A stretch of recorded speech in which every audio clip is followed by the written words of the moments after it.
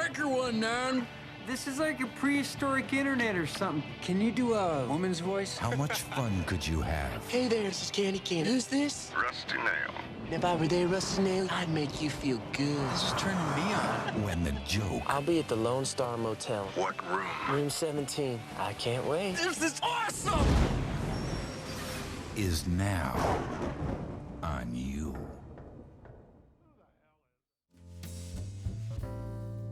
In simple terms, this movie must have had the easiest sell as an elevator pitch, which would have been about a cat and mouse game in a car from the West Coast Highway to the Southwest.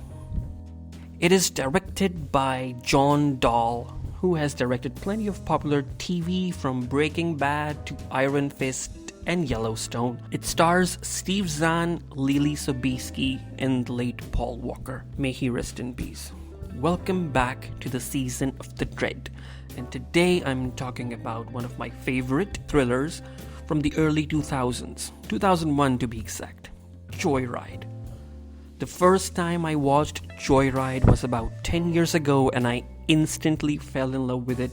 Back then, even when I was practically the only movie buff in my MBA class, and I suggested it to a number of friends, they did not watch it, saying, man, the movie's just too old.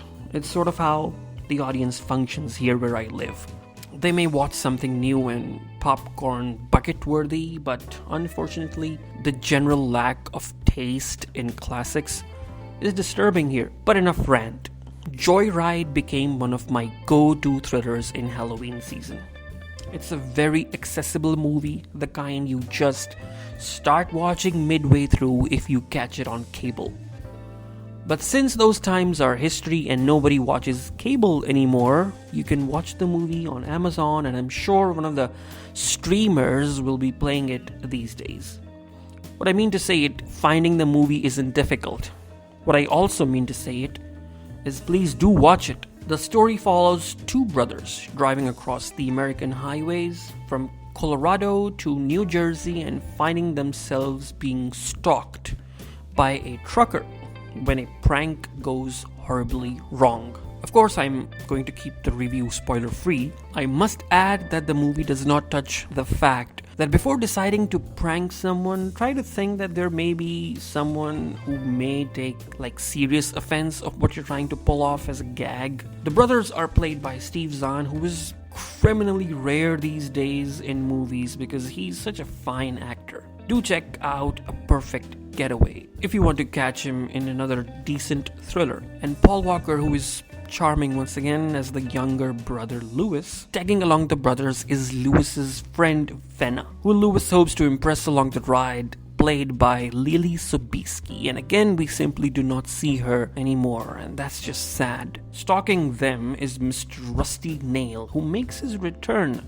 in the straight to VOD parts 2 and 3 of Joyride, which you can safely skip. What we're given on screen is a wonderful game of hide and seek, as Rusty Nail constantly becomes more and more unhinged, and the trio has to make their escape. The movie came out in 2001, which is almost the end of the golden age of cheesy thrillers, and yes, this can be categorized as one.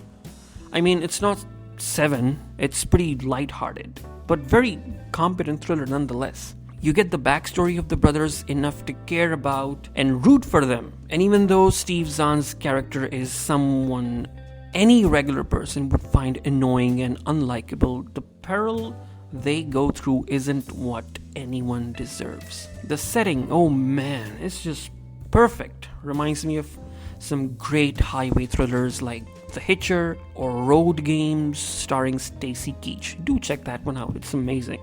You get to see the entire story unfold on the highway. You get a few highway motel scenes, and they're always fun. And amazing wide shots of the vast horizon itself. Another reason why Joyride is an effective movie is because it's written and produced by J.J. Abrams, so you know you're in good hands. You know you're not watching some disposable TV movie. Anything else I say about the movie would mean I would have to go into spoiler territory, and I don't want to do that. So off to the scores then. Joyride gets 8 out of 10. and I highly recommend it for some Halloween thrills. And hey, if you think this review helped you out in making up your mind to see the movie or not, do give this video a thumbs up and show me you'd like to watch more. And please don't forget to subscribe.